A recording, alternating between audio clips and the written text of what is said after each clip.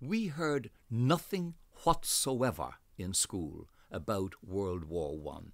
We heard all about the GPO and Padraig Pearse and Connolly and and the insurrection. Nothing whatsoever. And so we grew up in the Republic of Ireland, if I may so refer to it. We grew up with this parallel history. One was the duly certified, authenticated history, and over here was this other sort of thing that happened. But please, we would prefer if you didn't mention it, and we don't like to talk about it. In spite of the fact that there are more people in Ireland now who have relatives who were in World War One than they have relatives or people they knew who were ever in the GPO. Because there are 250,000 Irishmen who joined at that time, one of them being my father.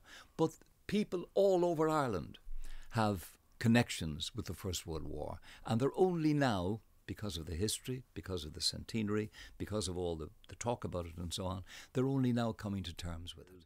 And especially, most vividly, he said that they all had big, heavy top coats, and they would try to go asleep in the top coats, and any grub they got, like sandwiches, they stuffed them in their pockets for later, because they didn't know when they were going to get food later on.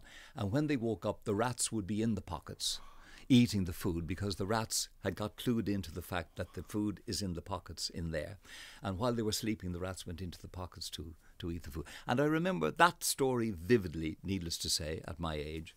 And that was one of the stories. And then he was in full flight, and we heard the key in the door of my mother coming back with it. Why did you give it up? Was it time? Did you call time? Did they call time? What happened? I decided that eventually Popeye runs short of spinach. And I decided that I was coming up to 65, and most pilots in most airlines would have been retired for 5 years by then. And I decided I was doing 5 days a week, 2 hours a day on the radio program, and I was producing and introducing and performing the Late Late Show. That made it a 6.5 day week. Okay. And so at 65, you start to think, how long have I got left?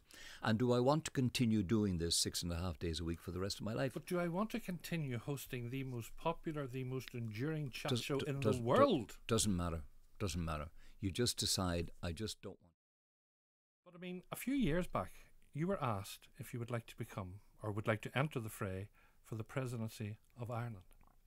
Yes. What an honour.